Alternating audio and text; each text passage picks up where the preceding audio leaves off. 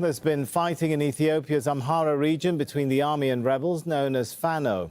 Authorities declared a state of emergency on Friday. This follows weeks of violence and unrest across Ethiopia's second most populous region.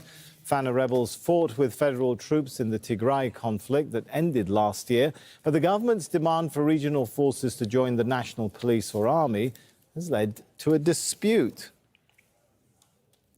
Alhone Mandefro is Advocacy Director at the Amhara Association of America. Joins us from Montreal. Good to have you with us. So first of all, what's wrong with the idea of bringing regional forces under the army, the central government? Isn't that what should prevail in a constitutional order? Thank you for having me. Actually, that's not the reason the Fano freedom fighters are fighting the government. This is a culmination of really decades of political grievances Amharas have had in Ethiopia. And some of them predate the Abiy administration, such as the exclusion of Amharas from political systems, their exclusion from the writing process for the current constitution, and their frequent targeting of Amharas throughout Ethiopia as they live in many regions in Ethiopia. But since Abiy came to power, he promised initially to address these grievances and went ahead and actually ignored them and created much more pronounced problems, such as the increasing number of casualties against in target attacks against Amharas. Just last year, our organization has documented more than 3,000 Amharas killed across Ethiopia, many of them in Oromia region, where the Oromo Liberation Army is implicated and the federal government and the Oromo regional forces are implicated. But then also, there is the Amharas have had issues with Tigray region over areas called Welkait and Raya, and those areas were annexed by TPLF when they came to power in the early 1990s. And during the 2-year war, the Fano freedom fighters fought to liberate these areas from TPLF, not to support Abiy, but to liberate these areas. And once they liberated those areas, they didn't cross further into Tigray, but they were not invited to the peace deal in Pretoria. Although Amharas just to jump in and break it down, is the feeling amongst the Amharas that they're basically being sidelined by the Oromo people? Is there an ethnic perspective to this? Yes, the hegemonic power in Ethiopian politics right now is the Oromo Prosperity Party.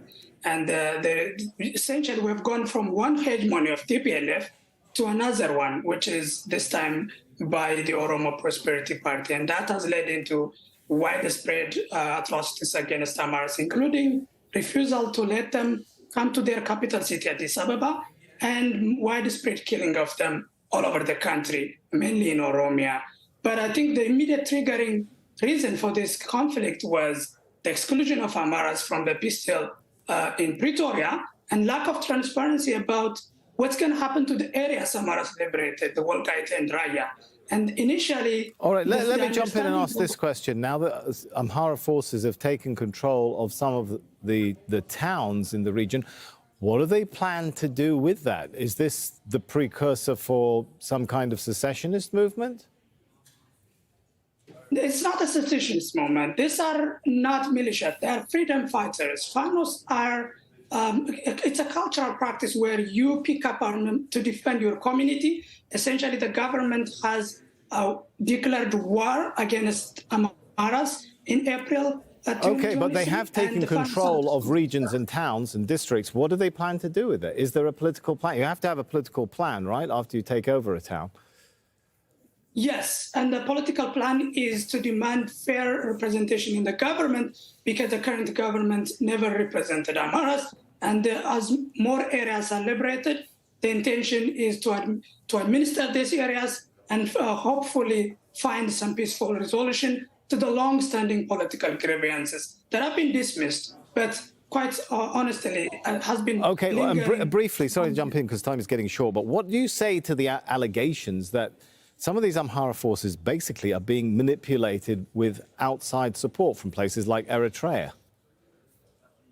That is not factual. There's no involvement of Eritrea in what's happening here. As I said, are freedom fighters. They are defending their community against the war by Abiy regime, and there's no outside force involved in their struggle whatsoever. This is just pure speculation and a trend of, honestly, a continuation of vilification of Amharas that has exposed them to targeted killings throughout the country. Right. All right. Thank you so much for your thoughts on that.